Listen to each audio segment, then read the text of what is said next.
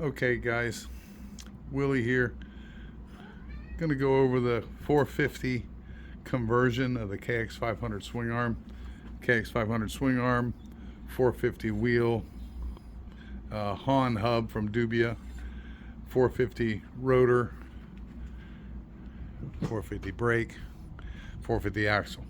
Okay, so problem is this axle on the 450 is 25 millimeters bigger than I think a 22 or 20 millimeter on the KX500.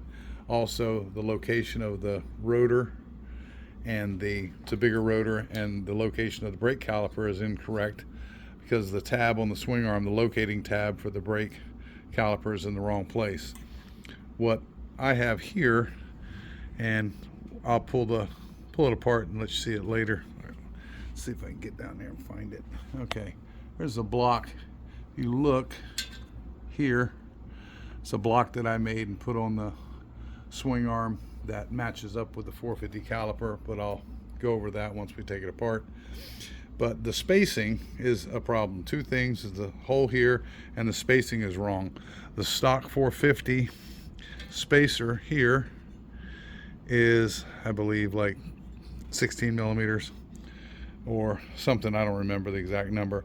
And then if you use the same one over here, you have a big gap. You'll have basically about a 5 to maybe even 10 millimeter, 8 to 10 millimeter gap on this side, and then the wheel flops side to side.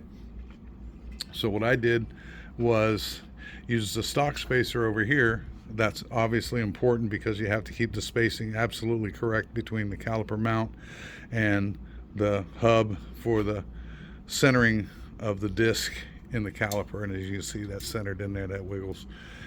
So this side is the stock spacer, but that left a gap over here. So what I have here is, this is a 2013 KTM 450 rear brake side spacer, which is, I believe, 5.5 millimeters longer, which comes out just right. In other words, the wheel and everything spins correctly, and when I tighten it up, there's maybe a 10 thousandths, sorry, I don't know, millimeters, or a couple millimeter gap there, just enough to get the wheel and the spacers in there. When you tighten it up, it squeezes the swing arm, and you don't have any side play. It's good. With the stock spacer, it has a huge gap in there, and when you tighten up the swing arm, you literally can see it pulling the ends of the swing arm in, which is very, very bad. So not that hard to do the conversion. Basically milling out the end of the swing arm here so the axle will fit, and the reinforcements on the side, and then mounting the brake locator on the other side. So I'll pause this, I'll pull the back apart and show you that. Okay, all right, now we got the wheel off. You can see where it's chucked up in the mill, and these were milled out. I believe it's 10 on the top, 10 on the bottom. And then the wheel, the axle goes through, but you have to take these reinforcements, trim them out too. Obviously, I forgot when that was chucked up and the mill was running to cut them out, so I just took a porting tool and opened them up. They're basically just to save the swing arm. Here's our block, okay, and you can kind of see, I can get out of the light here, you can see I got a little overzealous with the cutoff wheel when I was trimming the old one off of there. I don't think that's going to hurt anything. Took the old one off, it was a little further back, obviously because of the rotor sizing.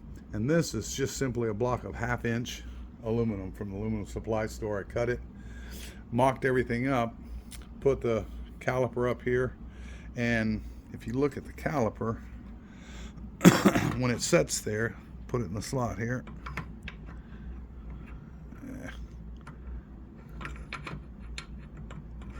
There we go. Sets in the slot in the correct place. If you look at this side, do this without getting seasick here. When it's in the right place, there's about an 1/8 inch gap between the swing arm and the caliper. So what I did, I laid a piece of 1/8 inch steel there, put this all together, bolted it up, and then marked where I wanted my block to be underneath. Did a mark down here. Where is it? Right there. I just scribed around there where I wanted it to be, and then pulled it all apart and welded that in place. And again, I was worried about trying to make it perfect. Also, the stock one looks like a T. That's kind of a T shape. Ignore that cat over there making noise. Here we go, from the back side. You can see right on the top here, there's a little slot that goes up. And what that basically does is when this is sitting in place, it stops it from falling off. So when you're trying to put the wheel on, it makes it much, much easier. Not end of the world for me. I wasn't going to go to the trouble to machine something out for that, go through all that. All this does is stop this caliper from rotating when the brakes are applied. Okay, don't get confused and think that has something to do with suspension. The suspension move. It doesn't matter where the swing arm, up or down. This never moves. Once the axle's tight, this never literally moves. The only thing that does is when you apply the brakes, the tire is obviously rotating this way. When you apply the brakes, what would happen is it would want to slam that rotor down against the swing arm. So it just stops the rotor from the caliper from going up or down. And it just has to be long enough to where you can go all the way back and it's secure, and go all the way forward in the slot, it's secure, and that's it. So not as difficult and complicated as I initially thought. I know people have done it different ways, but I look for the simpler way. Again, once I got everything, got this in and got the caliper in place, found out that I needed more space on that side. So I will pop these out so you can see the difference in the two. The KTM one is probably about 6 millimeters longer from what they're saying, 5.5. But there's a stock. That's a stock Kawasaki size. That's the KTM size.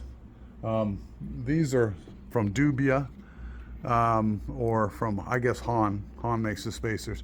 This is a stock 450 spacer. So you see the height is almost identical on this one and this one.